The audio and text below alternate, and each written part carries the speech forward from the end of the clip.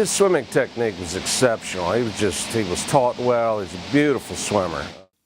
Todd Peters was a standout athlete at Greenwich High School and had his eyes set on swimming at the collegiate level.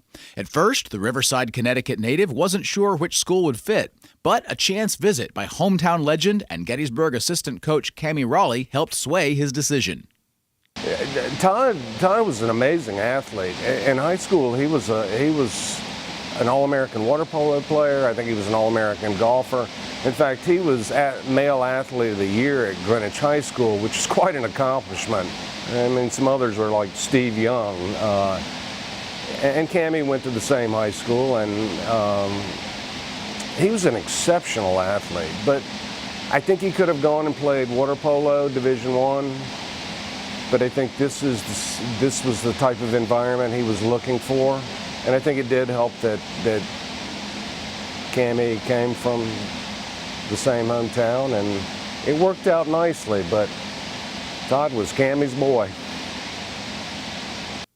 When Peters came to Gettysburg, the men's team was quickly turning into a powerhouse program and was coming off 5 consecutive conference championships.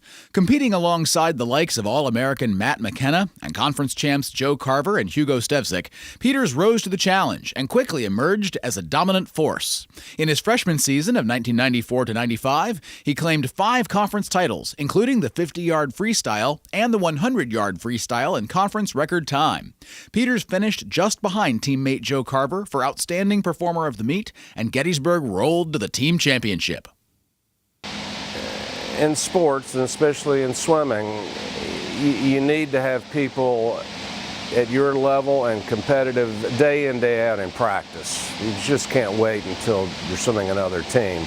And they all pushed each other, and they all encouraged each other, and they got on each other. They held each other accountable. He was lucky in that not only in his class, when he was a freshman, we had a lot of fine men's swimmers like Joey Carver and Hugo Stevzik and Matt McKenna, and then Richie Carroll came along. I mean, there was always competition every day in the pool. So it was a lot of fun to watch. And that's really, it's one of the key components in this sport to getting better. It's who you train with every day. Peters claimed all-conference accolades in 11 events over the next 2 seasons and was named a team captain alongside classmate Peter Casares for his senior campaign. After going unbeaten in dual competition, Gettysburg ran away with the conference title, and Peters was the headliner at the championship event as he swept the 50, 100, and 200-yard freestyle races.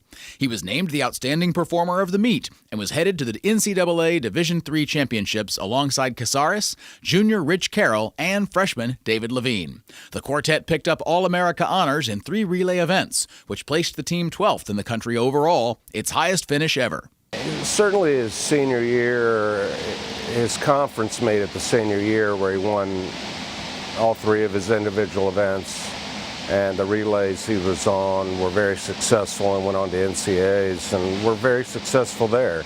That's probably his most memorable year, but he was good from the get-go. He was his freshman year, he won a couple events at the conference meet, and he was on a very good team all 4 years and helped add to its success. Peters graduated from Gettysburg with degrees in anthropology and sociology. After 2 years as a head coach at Washington and Lee University, he went into the business world in New York City and has been there for nearly 2 decades. Inspired by the creativity of a liberal arts education, Peters recently started his own business, Tap Innovation Media. He's maintained strong relationships with many of his former teammates and, of course, his former coaches at Gettysburg College. He and his wife, Jody, have 2 children, Tucker and Grayson, and reside in Westport, Connecticut. Todd Peters deserves to be in the Hall of Honor because he was one of the finest swimmers we've ever had. He was very accomplished. His statistics speak for himself. And he represented the college very well. He loved Gettysburg College. He really did, and he still does. He's very fond of his alma mater, and he's been involved, and he was a great kid.